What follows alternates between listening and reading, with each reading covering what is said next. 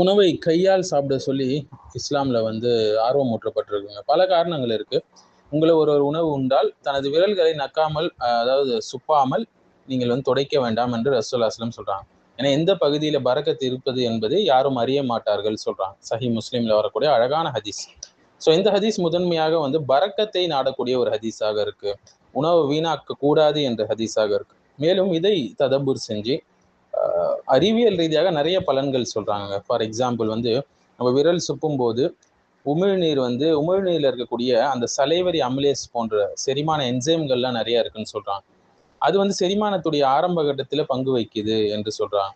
உமிழ்நீர்ல இருக்கக்கூடிய IgA, lysosome போன்ற பாதுகாப்பு கூறுகள் அதுல நிறைய இருக்கு என்பதும் அறிவியலாளர்கள் சொல்றாங்க.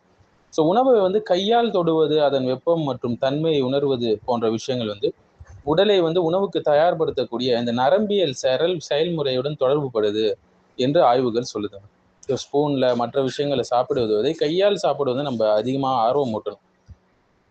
மேலும் மெடிக்கல் நியூட்ரிஷன் மருத்துவ ஊட்டச்சத்து தொடர்பான ஆய்வுகள்ல சொல்றாங்க, கையால் உணவு உண்பவர்கள் வந்து மெதுவாக சாப்பிட்றாங்க என்று சொல்லப்பட்டிருக்கு. வேகமாக சாப்பிட்றவங்களுக்கு வந்து குறிப்பாக எப்போதும் கரண்டியில சாப்பிடுவாங்க, முள் கரண்டி இதெல்லாம் பயன்படுத்தி சாப்பிடுவாங்க. இவங்கெல்லாம் வேகமாக சாப்பிடக்கூடியவங்களாக இருக்கிறாங்க. மேலும் டைப் 2 டயபிட்டிஸ் சொல்றாங்க இல்லைங்களா, நீரிழிவு நோய், அது ஏற்படக்கூடிய அபாயமும் செரிமான அமைப்பு குறைவாக செயல்படக்கூடிய வாய்ப்பும் இவங்களுக்கு அதிகமாக இருக்கலாம்னு சொல்றாங்க கரண்டியில் சாப்பிட்றவங்களுக்கு. மெதுவாக சாப்பிடும் பழக்கம் யாருக்கு இருக்கோ அது சிறந்த ஒரு பழக்கம். ரத்தத்தில் இருக்கக்கூடிய சர்க்கரை அலைவை சீராக்க அது ரொம்ப நல்ல பிராக்டிஸ் என்று சொல்றாங்க. கையால உணவு உண்ணும் போது விரல்கள்ல இயல்பாக வாழக்கூடிய அந்த நன்மை தரக்கூடிய நுண்ணுயிரிகள், நார்மல் ஃப்ளோரா என்று சொல்லுவாங்க, அது வந்து குடலுக்கு சென்று செரிமான அமைப்பை சிறப்பாக இயங்க உதவக்கூடும் என்று அறிவியலாளர்கள் சொல்றாங்க. நெகத்தை வெட்டி இருக்கணும் அதுக்கெல்லாம் முன்னாடி, அது நம்ம தெரிஞ்சிருக்கணும். அதுவும் இஸ்லாம் வந்து ஆர்வம் ஊட்டுது. விரல்கள் வந்து உணவை தொடும்போது அந்த தகவலை வந்து நரம்புகள் என்ன செய்யுதுன்னா மூளைக்கு கொண்டு போகுது.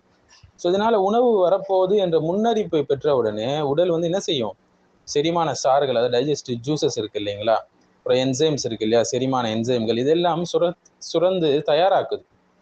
பல ஆய்வுகள் படி கையால் உணவு உண்பவர்கள் வந்து வயிறு நிறைந்த உணர்வை வந்து எளிதாக சாப்பிட்றாங்க.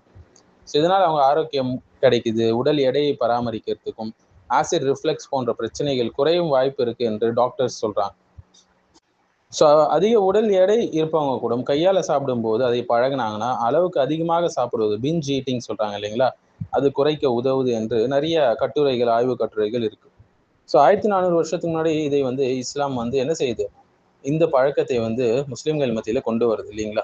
இதன் மூலம் நம்ம முதல்ல நாட வேண்டியது பரக்கத்தை நாடணும், உணவை வீணாக்க கூடாது, அல்லாஹ்க்கு ஷுக்ர் செய்யணும். அது மட்டும் இல்லாமல் இதை வந்து மருத்துவர்கள், ஆய்வியலாளர்கள் இன்னும் இந்த ஹதீஸை வந்து ஆழ்ந்து சிந்தித்து மருத்துவ ரீதியான நிறைய பலன்கள் கொடுக்குறாங்க.